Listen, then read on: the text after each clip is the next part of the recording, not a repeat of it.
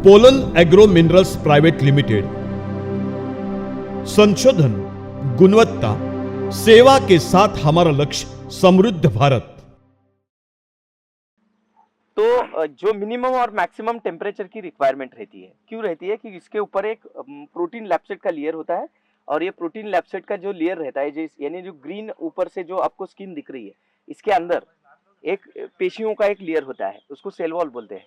यानी पेशियों की वॉल होती है, भिंत होती है। जैसे हमारे यहाँ ये ऊपर स्किन है, इसके अंदर एक मांस की सेल वॉल है, अंदर मांस है और उसी में सारी पेशियां बैठी रहती है, उसका मल्टीप्लिकेशन होना, ये सारी चीजें होती है। और इसमें अगर टेम्परेचर ज्यादा हो जाता है तो इसमें जो प्रोटीन होते हैं, ये प्रोटीन के अंदर फैट होता है और ये फैट पिघल जाता है। जैसे जैसे पिघलता है, ये फैट पिघलने से पेशियां खुली हो जाती है और फैट फैल जाता है, तो वो पेशियां वहां में मरनी चालू हो जाती है, डेड होनी चालू है। और जैसे डेड हो जाती है, इसके ऊपर तनाव आना शुरू हो जाता है, क्योंकि पेशियां कम हो जाती है तो मूवमेंट कम हो जाती है। क्योंकि हम जो भी मूवमेंट कर रहे हैं, जैसे जहां पे मूवमेंट की आवश्यकता है, आपने किसी के ऊपर जोर लगाया, हम जहां भी जोर लगाते हैं, जैसे इस आंख को हमने पकड़ा, जैसे हम यहाँ पे जोर लगाते हैं, ये जोर लगाने के लिए जो भी एनर्जी चाहिए, ये कहाँ से आती है? तो जो हमारे शरीर में स्टोरेज एनर्जी है, वो यहाँ पे ही क्यों आ गई सारे शरीर की? ये क्यों आती है? क्योंकि ये जो पेशियां है, ये सेल वॉल, ये सारी सेल जो है भाग जाती है, भाग के यहाँ पे आती है, और आते समय वो एनर्जी को लेके यहाँ पे पकड़ लेती है। तो आप जगह किसी भी चीज को पकड़ते हैं तो यहाँ पे फूलना चालू हो जाता है। जिस जहाँ पे पकड़ो वो चीज फूलनी चालू हो जाती है। कैसे फूलती है? आप समझिए कि जो शरीर की जो एनर्जी जो स्टोर करके बैठी हुई जो पेशियां है, वो तुरंत वहां पे भाग के आती है और इसको सपोर्ट करना चालू करती है। और आपकी शुरू में पकड़े तो जो ताकत होती है वो बढ़ती बढ़ती बढ़ती जाती है और कॉन्सेंट्रेट हो जाती है। तो ऐसी जो पेशियां है, ये पेशियां पूरे शरीर में, हर एनिमल है, क्रॉप है या ह्यूमन है, इसके शरीर में एक सेल वॉल की एक परत होती है पूरे शरीर में। वो सेल क्या करती है? टच का सेंस भेजना है, कुछ एनवायरमेंट का सेंस भेजना है, या एनर्जी को फ्लोट करना है। फ्लोट यानी एक जगह से दूसरी जगह भेजना है। तो ये काम करते हैं, और इसी में सारा जो फैक्टर है वो होता है लाइट का। अगर आप गर्मी में खड़े रहो, आपकी एनर्जी पूरी ये पेशियों से खींच जाती है। यानी खींचती है, क्या? वो जो फैट है वो पिघलता है और पेशियां टूटती है, तो हम एनर्जी लेस हो जाते हैं। खड़ा रहने के लिए भी हमारे पास एनर्जी नहीं रहती, क्योंकि वहां पे पेशियां पहुंच ही नहीं पाती है, क्योंकि वो लेयर ही टूट गई, तो पेशियां भागेंगी कहाँ से? वो उसी लेयर से भागती है।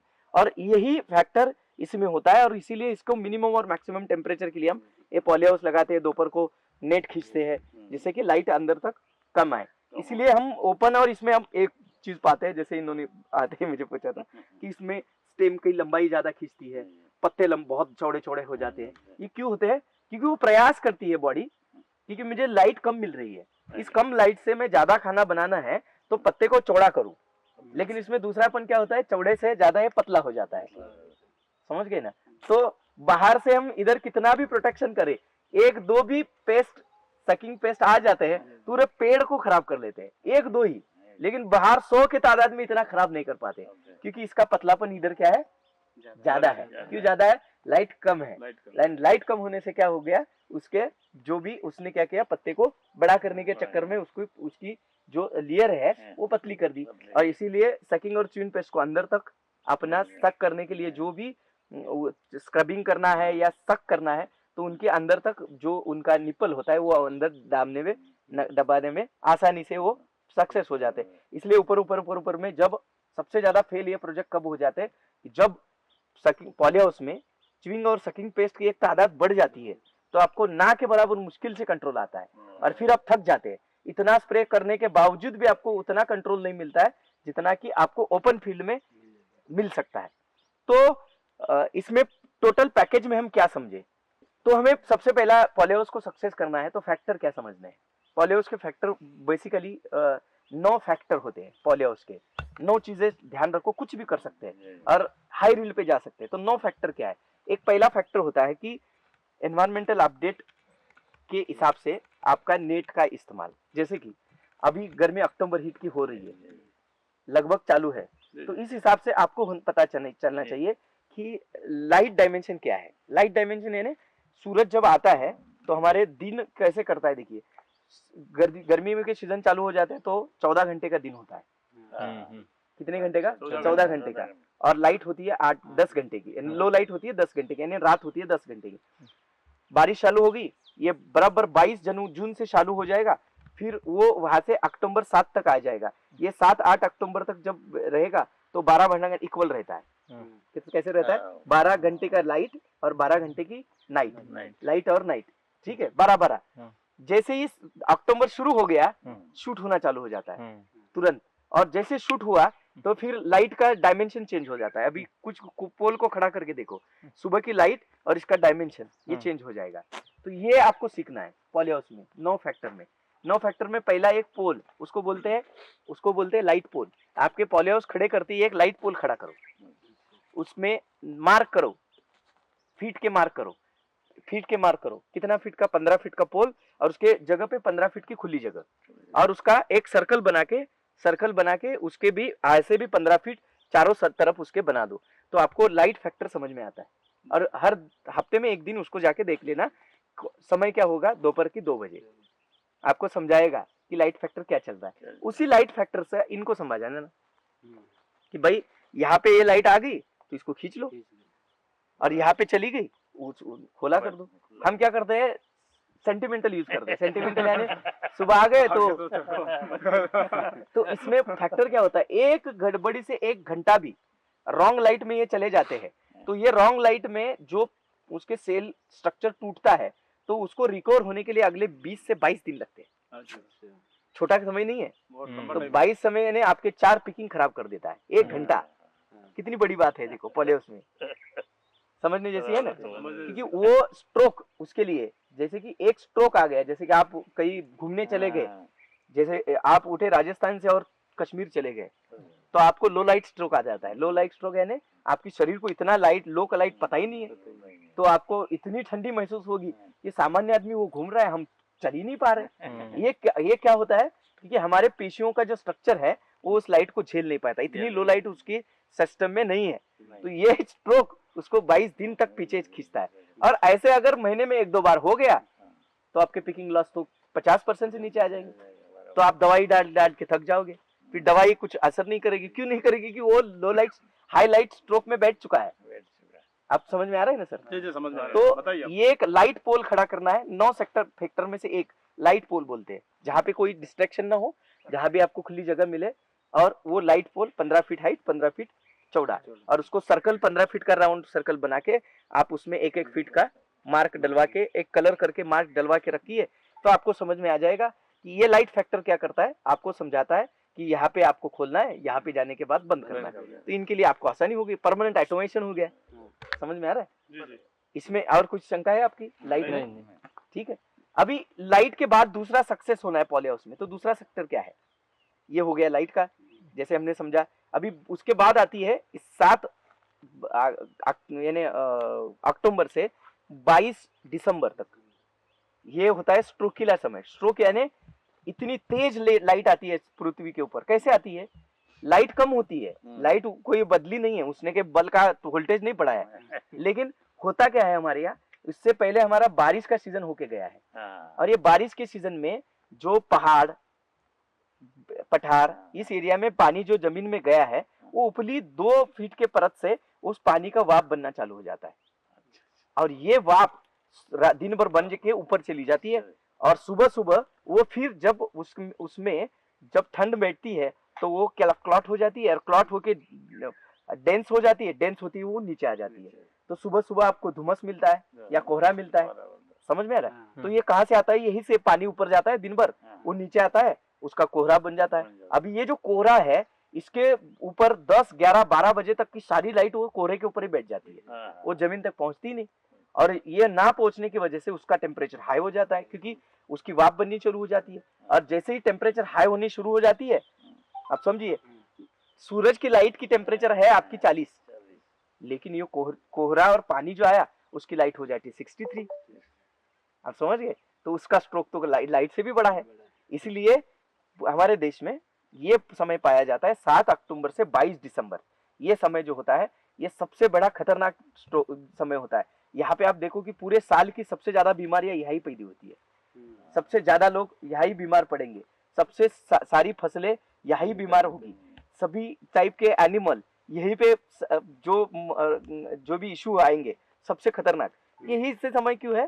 क्योंकि यहाँ पे हाई और लो इसके मिक्स होता है, दिन में रात में लो और दिन में ऐसा स्ट्रोक कि आप संभाल नहीं पाते।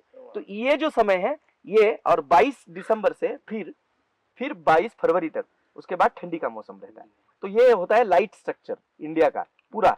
ये लाइट स्ट्रक्चर में 22 दिसंबर से 22 फरवरी, इस समय में दिन रात होगी 14 घंटे, अभी उल्टा है, रात कितनी होगी 14 अभी घंटे। 14, दिन 10 ही होगा। हाँ जी। सुबह शाम को 5-6 बजे तो गायब, 6 बजते ही गए। 6 बजते ही गायब हो जाएगा, और सुबह के 10 बजे तक यानी 8 बजे तक तो मुश्किल से लगता है कि दिन शुरुआत हो गई। हाँ। 10 बजे के बाद थोड़ा लगता है कि हम मूवमेंट कर सके। हाँ। तो इस फैक्टर को हम जब अगर समझे देश में, हमारे देश में, तो हमारे लिए खेती बहुत आसान चीज है। और पुराने लोग जो है वो इन्हीं सारी चीजों से ही सीखते थे हर चीज को, और यही सारी चीजें उनको प्रैक्टिस सिखाती थी। आज क्या हो गया है, आज हम हर चीज के लिए डिपेंड हो गए किसी के ऊपर, कंसल्टेंट, दुकानदार, कंपनी वाले, इनके ऊपर, और उनको ये ज्ञान नहीं है, हमें भी नहीं है। हम खुद समझते हैं कि ये ज्ञान कहीं पढ़ाया नहीं जाता है। पहले लोग क्या था कि उनके पास पंचांग थी, या उनको पता था कि इस समय में ये होने वाला है, तो इस समय में बुआई करनी है, इस समय में ये छटकाना है, इसमें खाद डालना है। ये उनके पास एक कैलेंड्रिकल सिस्टम थी। आज उसका कोई ठिकाना नहीं। आज क्या हो गया है कि कभी भी कुछ भी कभी कैसे भी, और उसके वजह से थोड़े चेंजेस हो गए। दूसरा फैक्टर क्या है लाइट के बाद, तो दूसरा फैक्टर पॉलीहाउस में सक्सेस होना है तो दूसरा फैक्टर क्या होना चाहिए? दूसरा क्या फैक्टर होना चाहिए कि जो हमारे फसल अंदर लगी हुई है, अभी हम कैप्सिकम पे बात कर रहे हैं, अगर ये कैप्सिकम अंदर कर रही है तो लाइट के साथ साथ इसमें ह्यूमिडिटी का भी फैक्टर होता है। ये कोई भी फसल बिना ह्यूमिडिटी की नहीं चलती, और हम फिर फोगर चलाते हैं। हाँ, लेकिन यहाँ कोई दिखा नहीं मुझे, नहीं लगाया, क्योंकि ह्यूमिडिटी नहीं है। तो उसका दूसरा प्रॉब्लम क्या है, इसकी जो सेल एटमॉस्फेरिक कंडीशन होती है, सेल यानी पेशियों की खुद की एक एटमॉस्फेरिक कंडीशन होती है, उसी कंडीशन में वो मूवमेंट करती है। वो कंडीशन उनको दिन में बहुत कम समय मिलती है, कि जैसे कि सुबह का समय, अर्ली मॉर्निंग, रात भर तो वो काम डाइजेस्ट का कर रही है तो वो करेगी नहीं, तो इस समय में ही वो मूवमेंट करेगी। इससे प्रॉब्लम क्या होता है, पेड़ पौधे तो अच्छे दिखेंगे, इतना मस्त कि जैसे पॉलीहाउस जिसने के बाहर के ओपन फील्ड वाला किसान है, ओपन फील्ड वाला किसान अगर पॉलीहाउस में देखेंगे, अरे क्या गजब की फसल है, ऐसा खाली गजब लगता है अंदर से, लेकिन जब तुड़ाई चलती है तब समझ में आता है ये गजब यही नहीं दिख रहा है, यहाँ पे वो गजब है नहीं। क्योंकि इतनी बड़ी भी अगर आप अगर कैप्सिकम को पकड़ेंगे तो उसका वजन ओपन फील्ड में अगर इतनी जो कैप्सिकम है वो अगर 50 से 60 ग्राम अगर हो गई, 30, 40, 50, 60 ग्राम, तो यहाँ पे इतनी बड़ी भी लेंगे तो भी 100 ग्राम की नहीं बनेगी। बात सही कि गलत है? ये क्या होता है, ये ह्यूमिडिटी का फैक्टर है। इसीलिए आपको एवरेज में जाना है तो पहले उसमें दूसरा सिस्टम है कि आपको ह्यूमिडिटी मेंटेन करनी है, बिना कुछ किसी को पूछे। अगर ह्यूमिडिटी आपने नहीं 40-60 के बीच में मेंटेन की तो आपको फसल में कभी वजन नहीं आएगा। कोई भी फसल लगाओ आप थक जाएंगे, खाद डाल डाल के थक जाएंगे। हाँ, उसको कोई बड़ा बात नहीं है। उसमें क्या करना है, एक चिलर चेम्बर तैयार करना है। चिलर चेम्बर यानी उसमें 2 फैक्टर करते हैं हम। चिलर चेम्बर आपको भी काम आएगा, सभी को जो हम सब सुन रहे हैं। चिलर चेम्बर एक होता है और एक हॉट चेम्बर होता है। चिलर चेम्बर क्या होता है कि जमीन के नीचे 10-15 फीट का खड्डा करो, उसमें पानी डाल के रखो, 2 खड्डे बनाओ, 10 दिन 15 दिन उस पानी को पड़े रख के दो। उसमें लाइटली कोई भी फंजीसाइड, इतना लाइट की जैसे कि कार्बनडिजिम है समय के हिसाब से, या कोई भी सिंपल वाला, अगर आपने ब्लीचिंग पाउडर भी ले लिया तो भी 1000 लीटर पानी के लिए आपको ब्लीचिंग पाउडर उसमें डालना है 85 ग्राम, ना के बराबर। तो उसमें क्या बैक्टीरियल फंगल कोई ग्रोथ सस्पेक्ट ना हो, वो वहीं पे मर जाए, इसका इफेक्ट यहाँ तक ना आए। करेक्ट है? और उस चेम्बर से जमीन के वाले ऊपर के चेम्बर के ऊपर रेती डाल के उसमें लगातार थोड़ा सा छाव रखे और पानी डालते रहे ऊपर से, थोड़ा थोड़ा भेज बनाए। तो chiller chamber, natural chiller chamber, वो पानी अपने आप कोएग्रेशन से ठंडा होता है, इतना ठंडा होता है कि जैसे फ्रिज बने। हाँ, समझिए। उसी पानी को उठाइए और शाम के 4 बजे से 6 बजे के बीच में फोक करिए, तो ये पानी अंदर क्लॉट हो जाता है।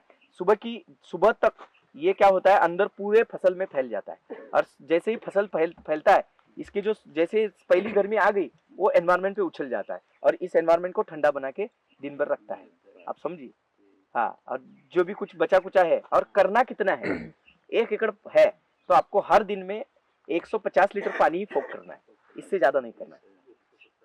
हाँ, 150 लीटर ही करना है, इससे ज्यादा नहीं करना है, उतना ही। उतना करने में भी 2 घंटा लगता है, क्योंकि फोग है। आप समझिए। अभी इसका ये सक्सेस वाली चीज, ये खाद से नहीं होगा, ये दवाई से नहीं होता है, ये नेचुरल चीज है। उसके बाद जैसे कि आप देखो कि मौसमी का वारा बोलते हैं, हवा चलती, मौसम हवा, यानी बारिश आने वाली है, इसका आगाज लेके एक हवा आती है आगे, ठंडी हवा, वो हवा भी आती है ना, तो पुराने पेड़ पौधों में तुरंत ब्रांचेस आनी चालू हो जाती है बिना पानी की। ये भेज होता है, ये होती ह्यूमिडिटी, ये कमाल की चीज है। ये ह्यूमिडिटी जब जैसे आगे हवा के अंदर का पानी और ये जैसे मिलता है, पेशियों का मल्टीप्लिकेशन स्टार्ट होता है, नेचुरल प्रोसेस है। उसका उल्टा बराबर ठंडी में करना है।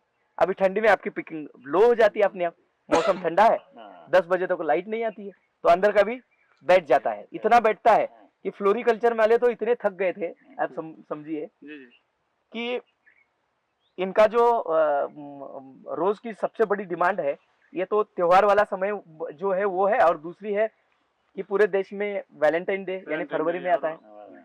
इससे पहले 3 महीने ठंडा मौसम, तो उनके पास पिकिंग ही नहीं है, इतना बैठ जाते हैं कि थक रहे थे। तुम बेंगलोर पहुंचे थे, तो वहाँ पे किसान सब कंसल्टेंसी में है, तो उन लोगों ने एक इवेंट रखा, तो हमने बोला उनको कि ये होता क्यों है, इसका स्टडी किया क्या, तो उन्होंने बोला कि नहीं कुछ, हमने इतना ठंडी के उससे जो होता है इतना हमें पता है, लेकिन हम जितना भी ठंडी के समय में चाहते हैं उतना खाद चढ़ाते हैं, लेकिन कोई फायदा नहीं होता है, सब थक जाते हैं, लेकिन कुछ नहीं हो रहा है।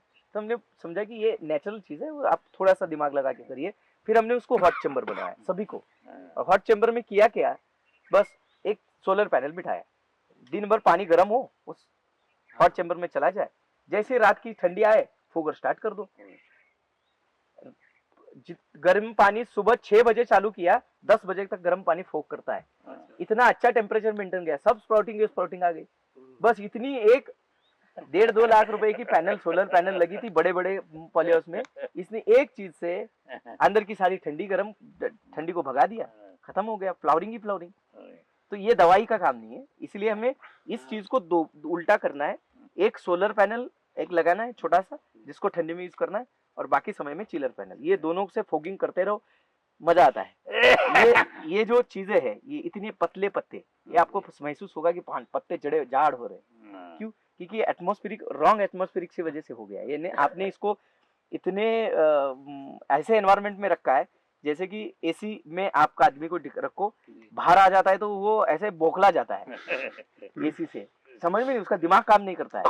बात सही है ना, दिमाग काम नहीं करता है, नहीं उसकी पेशियां काम नहीं करती, तो सेंस खत्म हो जाते हैं उसके, तो उसका दिमाग टूट जाता है। ऐसे ही सेम है कि आपने इसको एसी में ही रखा है, और बीच बीच में जब उसको एहसास होता है तो ये पकड़ में आता है। आप देखो कि बाहर वाली जाके फसल देखो, अभी लगता है कि इसने सूरज पकड़ा हुआ है, सब पत्ते सूख रहे, मतलब डाउन में पॉलीहाउस होने के बावजूद, क्योंकि इसका टेम्परेचर इसको पता ही नहीं इतना, आप समझे।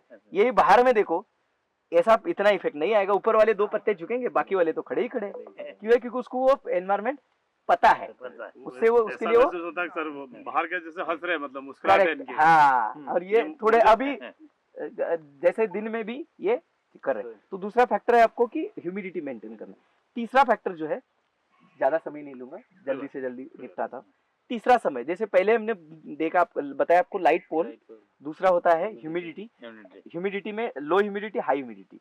लो ह्यूमिडिटी यानी हाई ह्यूमिडिटी, यानी बारिश का समय है तो फोगिंग नहीं करना है, समझिए, बाहर से ह्यूमिडिटी ज्यादा है नेचुरली, तो आपको ज्यादा अंदर फोगिंग करने की आवश्यकता नहीं है। तो उस समय में भी क्या करना है, मैंने ठंडी का बताया, गर्मी का बताया, गर्मी में, लेकिन बारिश में क्या करना है। तो बारिश में आपको सबसे ज्यादा जो करने की आवश्यकता होती है, बारिश में ह्यूमिडिटी बढ़ जाती है, लेकिन यहाँ तो पानी डायरेक्ट नहीं आ रहा है, पानी तो ऊपर से जा रहा है, करेक्ट है, लेकिन बादल बहुत छाए हुए हैं, तो लाइट कम हो जाती है। तो उस समय में हमें क्या करना है, तो उस समय में हमें क्या करना है, इन दोनों चेंबर से कॉमन कनेक्शन करके, लो और हाई, इनको कॉमन कनेक्शन करके, इसका टेम्परेचर मेंटेन करके, इसमें मिनिमम फोगिंग करनी है। इससे फायदा क्या होता है, बादल छाए, लाइट नहीं मिल रही है, मिनिमम आपने फोगिंग से लाइट दी है और उसमें ठंडापन भी दिया है, तो अंदर का टेम्परेचर मेंटेन रहता है, ऊपर नीचे नहीं जाता है। और जैसे ही वो मेंटेन रहता है, कि जैसे कि 75 लीटर पानी ठंडा लिया, 75 गर्म लिया, मेंटेन आपका 40 टेम्परेचर हो गया, 40 मेंटेन रहता रहेगा, तो उसका जो गर्मी का इफेक्ट है वो धीरे धीरे कम होता जाएगा और बारिश के लिए सस्टेन होता जाएगा। समझ जाए, यहाँ तक कोई शंका है किसी? नहीं। आगे बढ़ते, तीसरा जो फैक्टर है, सबसे ज्यादा अभी जरूरी चीज है, तीसरा फैक्टर आपको ध्यान से सुनना है। तीसरा फैक्टर क्या है कि जैसे हमने पौधे लगाए, तो इसके लिए पॉली हाउस में आप क्या करते हैं, मैक्सिमम टाइम नेट खींच के रखते हैं, लाइट ज्यादा अंदर ना आए। बात सही है ना? सही आप समझ रहे हैं ना? क्यों ऐसा लगते हैं?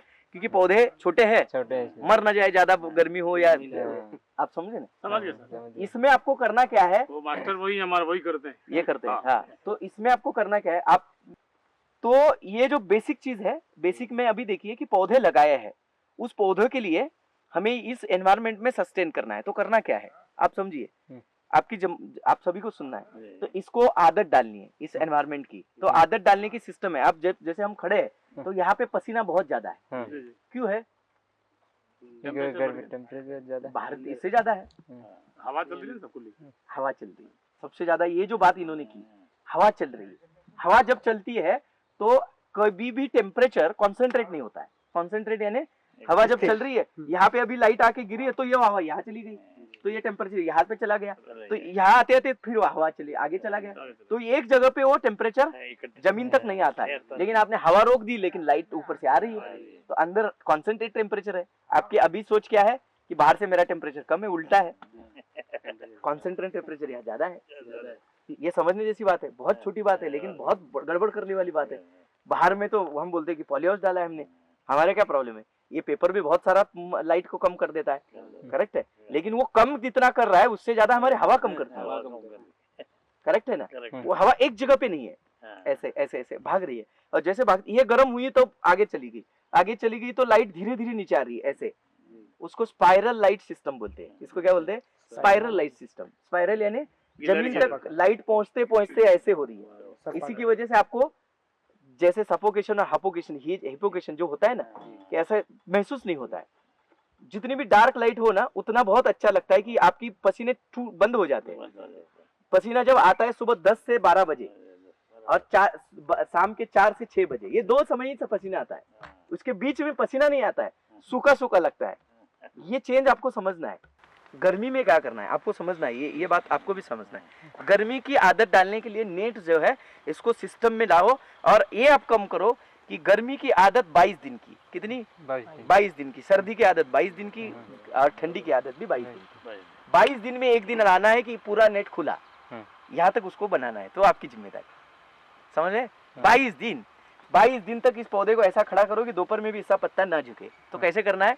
इसको आदत डालो। 22 दिन डिवाइडेड बाय जो भी आपका दिन, यानी दिन के 10 घंटे है, तो हर दिन उतने मिनट उतना लाइट देना चालू करो। तो जैसे कि करना कैसे है, शाम को जैसे आपने ढाक लिया 10-11 बजे, 12 बजे आपने खींच लिया, करेक्ट है। शाम को आप 5-6 बजे खोलते हो।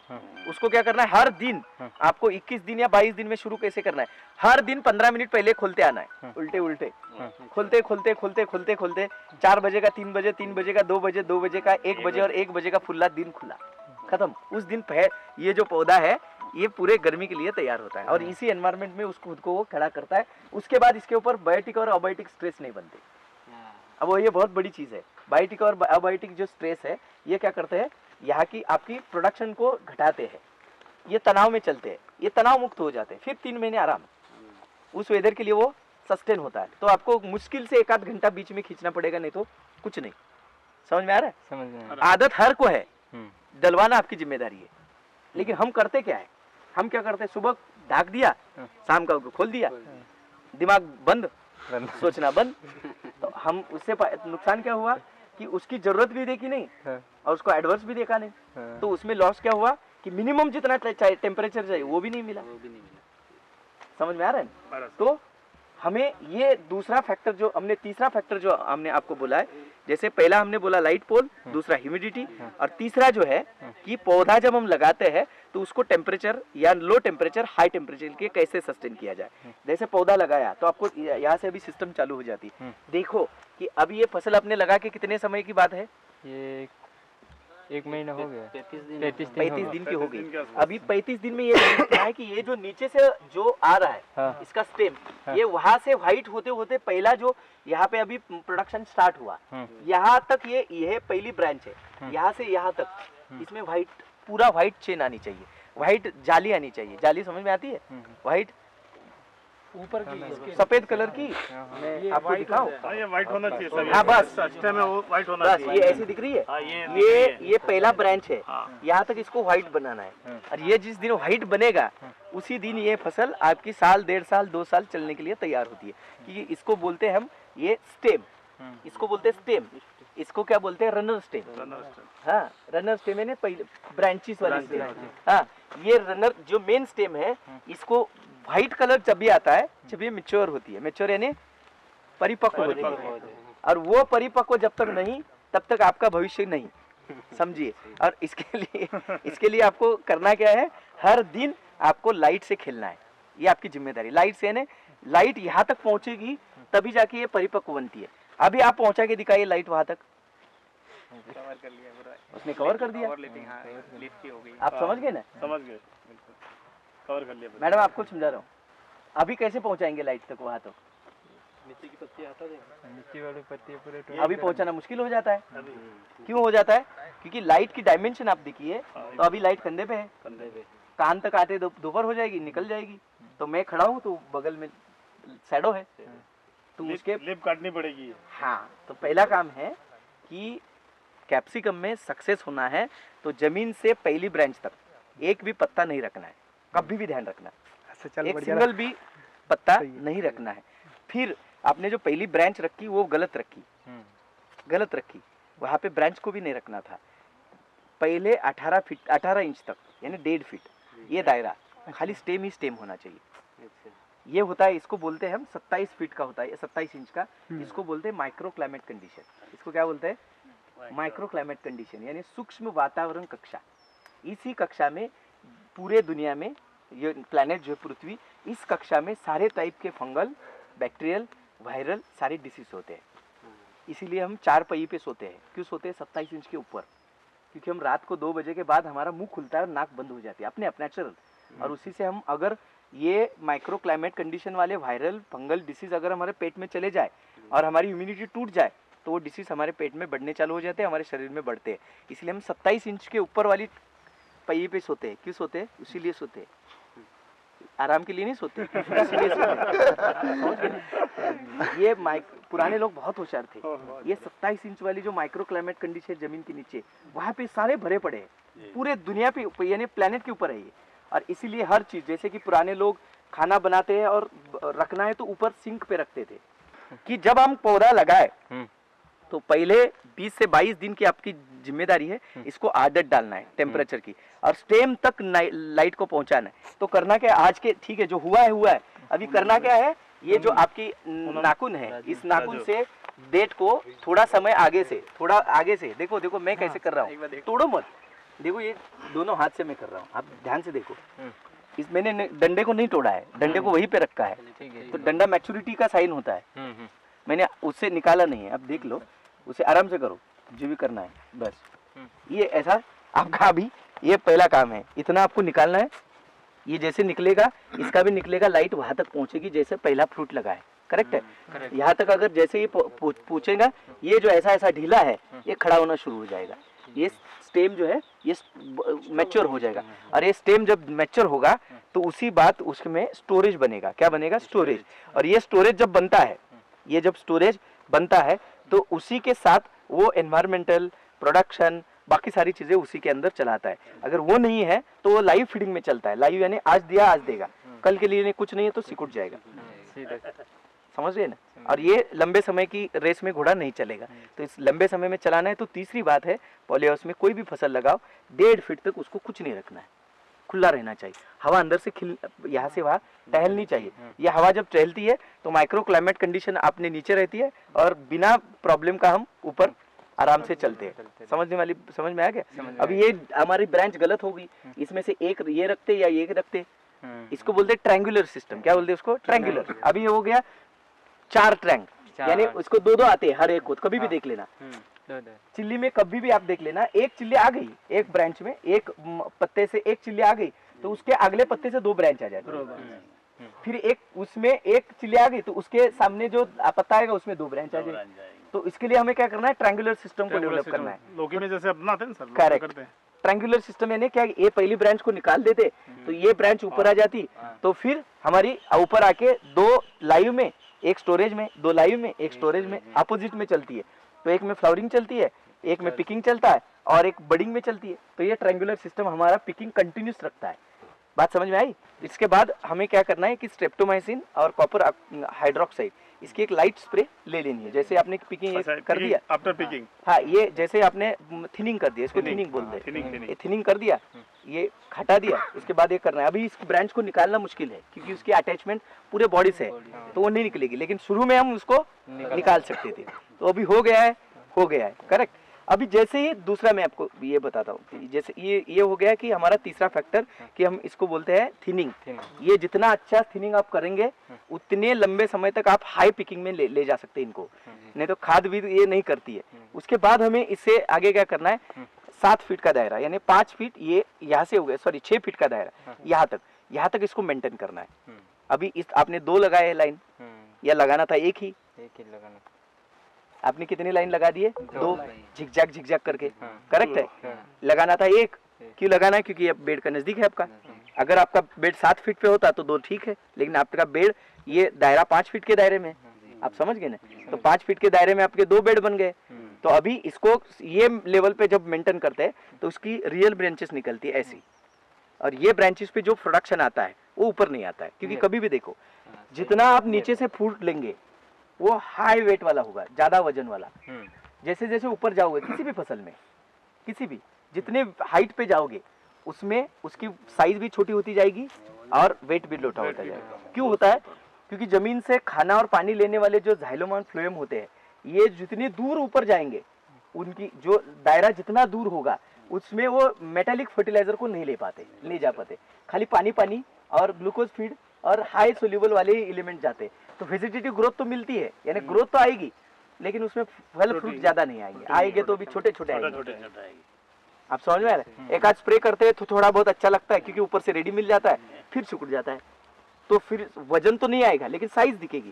फिर वजन तो उतना ही, क्योंकि मेटालिक फर्टिलाइजर जिसमें एम लगा होता है, इसको बोलते हैं मेटालिक फर्टिलाइजर। एम लगता है ना, जैसे कि पोटेशियम, मैग्नीशियम, सोडियम, कैल्शियम, इसमें एम लगा होता है। ये मेटालिक फर्टिलाइजर है, ये डेंस है, ये डेंसेबल होते हैं। ये मैग्नीशियम खुद दूसरे को भगाता है लेकिन खुद भागता नहीं, क्योंकि उसके साथ एम है। और एम जो ये जो जैसे कि उसका रिडक्शन रेट जो है ये हाई होने की वजह से डेंसिटी ज़्यादा है और उसकी वजह से वो ज़्यादा दूर तक मोबिलाइज नहीं होता है और इसी की वजह से हमें वेट लो रहता है। समझ में आ रहा है? तो ये दूसरी तीसरी इस लेवल पे जैसे हम जाते हैं, अभी आपको करना है। अभी जो हुआ इसके हिसाब से बताता हूँ, और इसको जितना हो सके हमें डिकम्पोजिंग प्रोसेस हम अंदर नहीं करते। इसको अगर रखना है तो एक जगह पे बाहर में खड्डा बना के रखो और उसमें डाल दो या फिर बाहर फेंक दो, जैसे आपको ठीक लगे। ठीक है। दूसरा आपको करना क्या है, और ये पेड़ को अगर 6 फीट में आपने उसका टॉपिंग किया, टॉपिंग यानी कटिंग करना है, करेक्ट। तो ये 5-6 फीट पे किया है तो पहले से आपको 2.5 फीट पे यहाँ से दूसरे को टॉपिंग करना है। तो क्या होगा, जो पहला है ब्रांच, यानी अभी 2 ब्रांच आपने पकड़ी इसीलिए, नहीं तो हम दोनों को क्या करते हैं, दोनों में से एक पैरेलल को सिस्टम को 4 फीट पे काटते हैं और दूसरे को 6 में काटते हैं। लेकिन आपने दोनों रखे, तो अभी आपको क्या करना है, यहाँ आने के बाद इसके का एक का टॉपिंग करना है। एक का टॉपिंग करते हैं तो वो नीचे फैलाव करेगा और दूसरे को हाइट पे ले जाओ, उसके ब्रांचेस काटते रहो तो ऊपर चला जाएगा। तो आपको एक स्पेस मिलेगी, एक टॉप पे स्पेस और मिडिल स्पेस।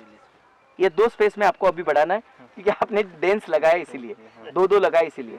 ये आप 2 सेक्टर में करेंगे तो आपकी हर एक फ्रूट तक लाइट पहुंचेगी, तो हाई डाइजेस्टिव सिस्टम रहेगी, तो आपको प्रोडक्शन भी अच्छा आता रहेगा। ठीक है। पहले 25 दिन इसमें कैप्सिकम पॉलीहाउस में लगाया है, तो पहले 25 दिन हमें करना क्या है, पहले 25 दिन में आपको करना क्या है कि जैसे हमने तीसरा फैक्टर बताया कि हमें इसको लाइट से इसको मैच्योर करना है, ये तीसरी काम जिम्मेदारी है। फिर चौथी जिम्मेदारी मैंने बताया आपको कि इसको यानी थिनिंग करो, इसको थिनिंग बोलते हैं। हाँ, थिनिंग यानी कल साइज देना। सर्जरी बोले, सर्जरी जैसे बच्चा पैदा होता है तो उसकी नाल को काटो, उसको बांध के रखो, फिर 21 दिन के बाद वो निकल के गिरेगी, इसको सर्जरी, शॉर्ट सर्जरी बोलते हैं। वो जरूरी है, नहीं किए तो फिर गड़बड़ हो जाएगी। समझ गए? तो ये छोटी छोटी चीजें आगे बढ़ते हैं 25 दिन करना क्या है। पहले 25 दिन में सर आपको ध्यान रखना है स्पेशली कि पहले 25 दिन में इसको कोई भी फसल पॉलीहाउस में लगाते हैं तो उसमें रेशो उल्टा करना है। रेशो उल्टा यानी न्यूट्रिशन चेन को उल्टा करके चलाना है। उल्टा यानी कि हाई लेवल पे फास्फोरस, सेकंड लेवल पे पोटेशियम, थर्ड लेवल पे कैल्शियम, फोर्थ लेवल पे मैग्नीशियम और फिफ्थ लेवल पे नाइट्रोजन।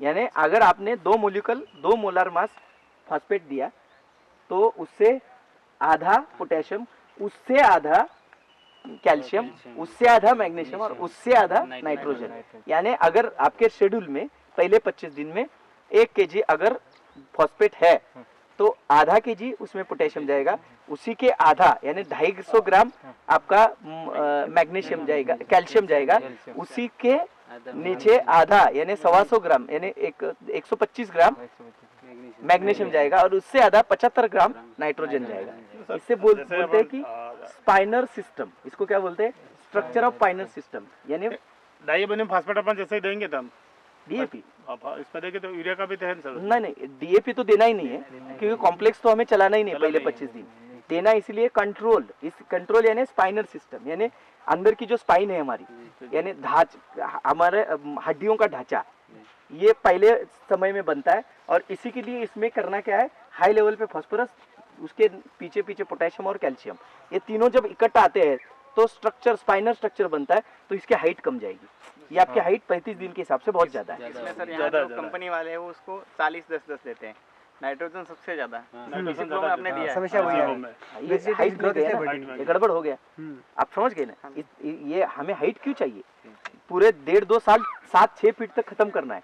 आप अभी 1 महीने में इतना आ गए तो अगले 2-3 महीने में तो आपको छूने लगेगी, फिर प्रोडक्शन लेंगे कहाँ से, फिर ब्रांच वहां से निकलेगी, कितना बांधेंगे, फिर स्प्रे नहीं जाते ऊपर, पिकिंग कॉस्ट हेवी हो जाती है, नीचे जमीन से इसका दायरा बड़ा है तो वेट भी कम आता है। इतना बड़ा शिमला है और 25-50 ग्राम के ऊपर जाता ही नहीं, कोई मतलब नहीं। 50 किलो की 20 किलो की अगर बॉक्स या बोरी भरने जाएंगे तो लगेगी 100 किलो की भर दी। आप समझ गए ना, ट्रांसपोर्ट कॉस्ट बढ़ जाएगी, सामने वाला भी 10 बार सोच के लेता है।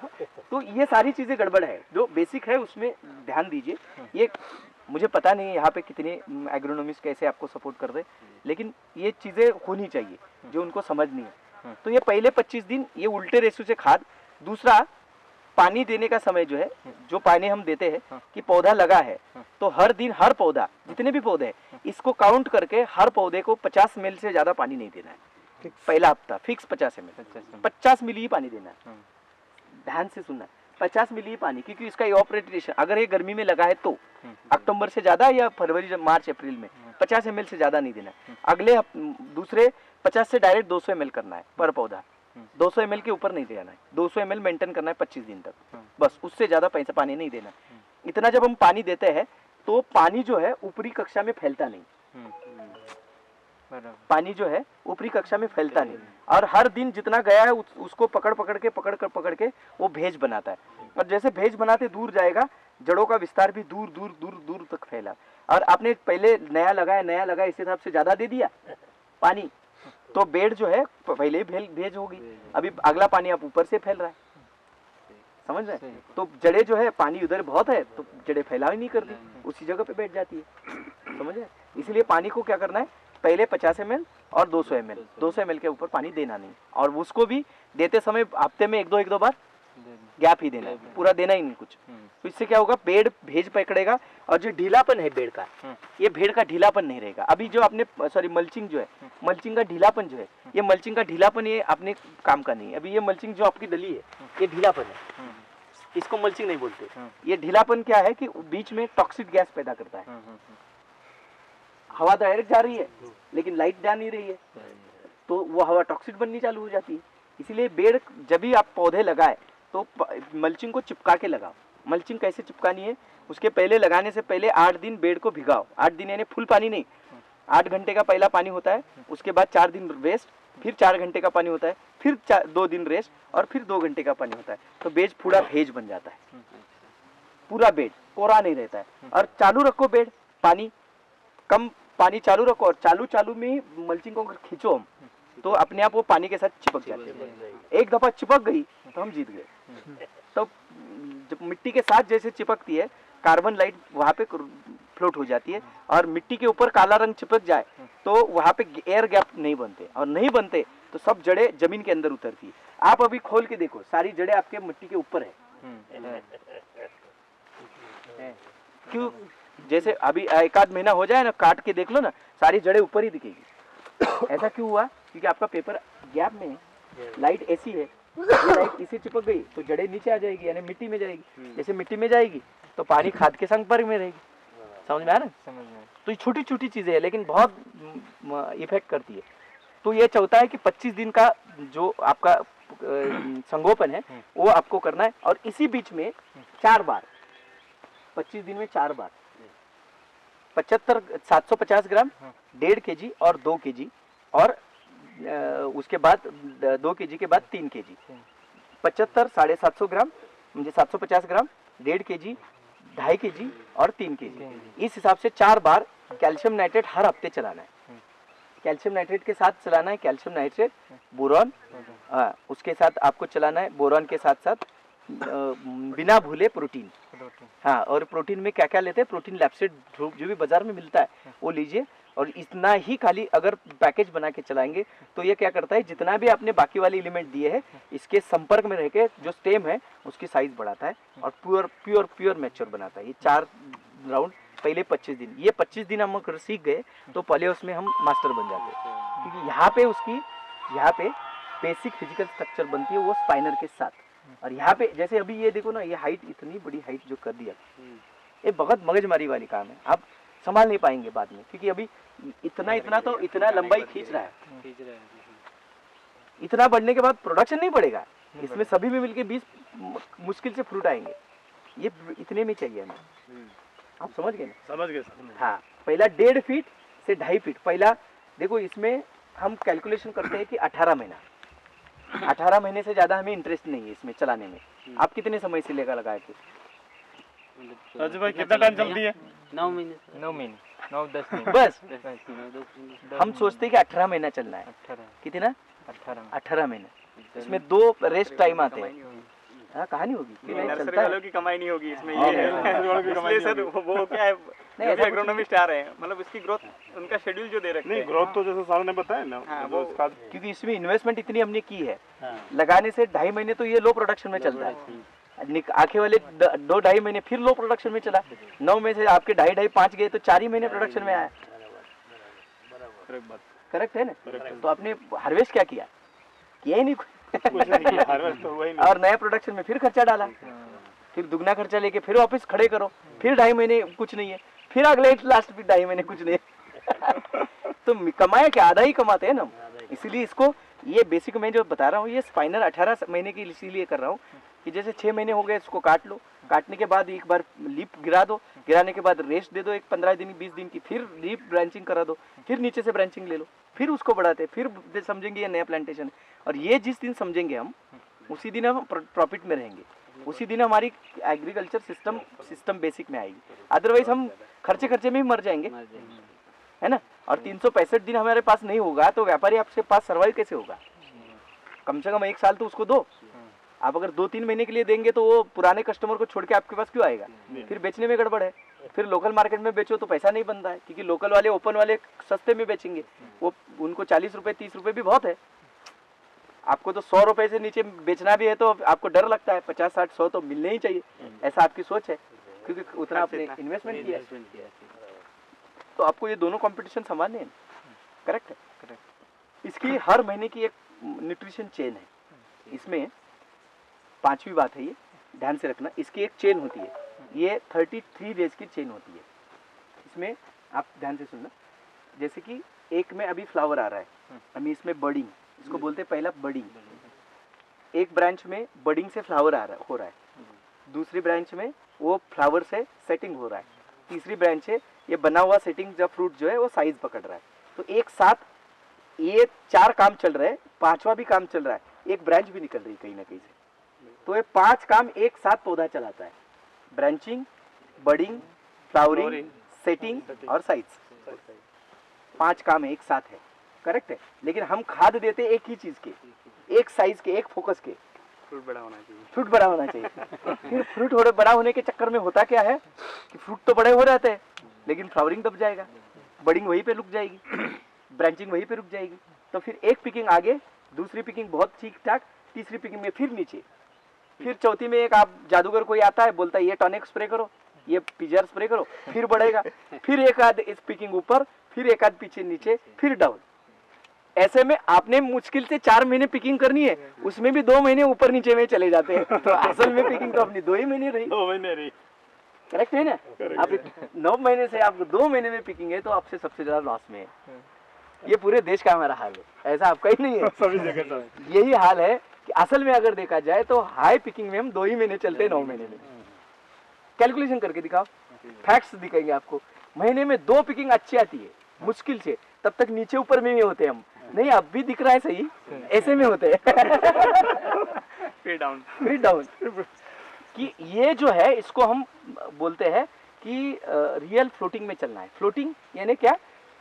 ये 4 काम, जो 5 काम है, इसको आप बैलेंस करो 35 दिन में। ये बैलेंस जिसको समझ में आया वो 9 महीने तक रेगुलर पिकिंग में चलेगा, ना हाई ना लो, मिडल पिकिंग कंटिन्यूस। यानी जितना 9 महीने चला है 18, ये कंटिन्यूस चलता है। तो इसमें क्या होता है, एक आपका फर्टिगेशन का डोज आपका जाना चाहिए ब्रांच के लिए, दूसरा फर्टिगेशन का डोज जाना चाहिए फ्लावरिंग के लिए, तीसरा डोज जाना चाहिए बडिंग के लिए, चौथा डोज जाना चाहिए ब्रांचिंग के लिए, 5वां, 6वां, 7वां और 8वां साइज के लिए, फिर 9वां, फिर ब्रांचिंग, फिर बडिंग, फिर फ्लावरिंग, फिर ये ऐसे राउंड सर्कल। आप 1 डे ड्रॉप में फर्टिगेशन करते हो ना? जी हाँ, 1 डे ड्रॉप में करते हो ना? तो आप 35 दिन के 17 ब्रांच हो गए ना डोसेस। उस 17 में 2 साइकिल चलानी है, वो 17 में 2 साइकिल चलानी है, 2 साइकिल खत्म हो जाती है 17 में। तो 17 में 8-8 की 2 साइकिल चलाओ, 8-8 की 2, 8-8 में करना क्या है, एक बडिंग के लिए, एक फ्लावरिंग के लिए, एक जो ब्रांचेस के लिए, और एक सेटिंग के लिए। और कितने हो गए? 3 और 1 4, और बचे जो 4 है वो साइज के लिए ले दो लगातार। 4 साइज के लिए दे दिया। 5वां एक दिन जो गैप मिलेगा 17 डोज में से एक बीच का, उस 17 डोज में आप कैल्शियम चढ़ाओ।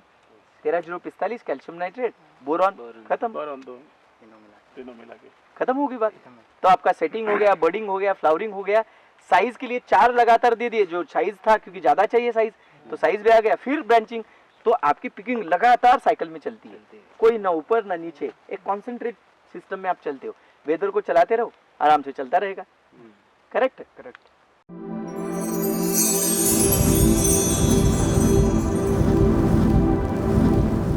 Pollen agro minerals private limited.